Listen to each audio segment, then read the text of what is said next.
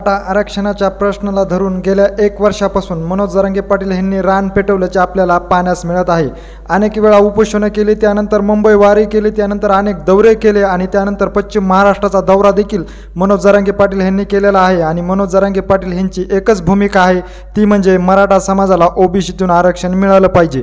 ह्यासाठी वाटतील ते करायला मी तयार असल्याचं देखील त्यांनी अनेक वेळा माध्यमाशी बोलताना सांगितलेलं आहे। मनोज जरांगे पाटील यांच्या मराठा आरक्षणाच्या प्रश्नावर सरकारची उदासीनता असल्याचं आपल्याला पाहण्यास मिळत आहे।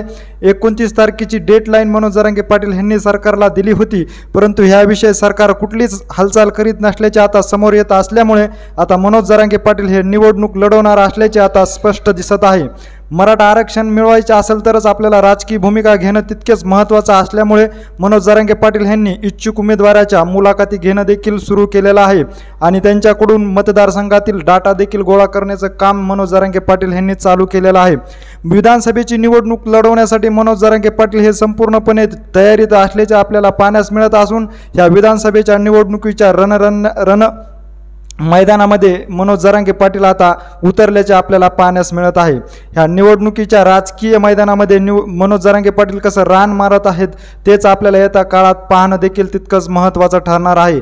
परंतु विधानसभेच्या निवडणुकीमध्ये मनोज जरांगे पाटील हे उतरणार असले तरी काही त्यांच्या पुढे पर्याय आहेत। तर नंबर 1चा पर्याय आहे मनोज जरांगे पाटील यांनी महाराष्ट्र राज्याच्या विधानसभा निवडणुकीमध्ये 288 जागेवर उमेदवार उभा करून निवडणूक लढवणे हे देखील एक महत्त्वाचा आणि पहिला पर्याय मनोज जरांगे पाटील यांच्या समोर आहे। त्याचबरोबर मनोज जरांगे पाटील यांच्या समोर दुसरा पर्याय देखील उभा राहत आहे। तो पर्याय म्हणजे ज्या मतदारसंघामध्ये मराठा मतदारांची संख्या जास्त आहे त्या ठिकाणीच मराठा उमेदवार उभा करून ही निवडणूक लढविणं देखील तितकंच महत्त्वाचं ठरू शकतं। हा देखील पर्याय मनोज जरांगे पाटील यांच्या पुढे आहे।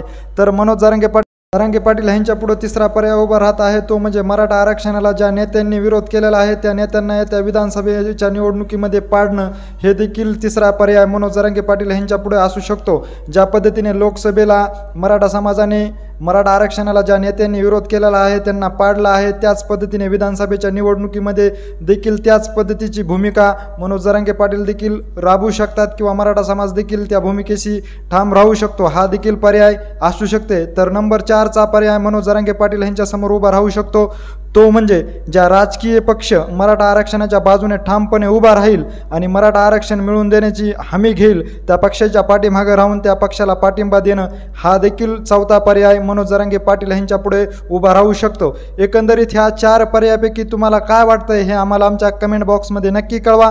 अशीच अपडेट मिळवण्यासाठी तुम्ही जर आमच्या चॅनलला सबस्क्राईब केलं नसेल तर नक्की सबस्क्राईब करा। धन्यवाद।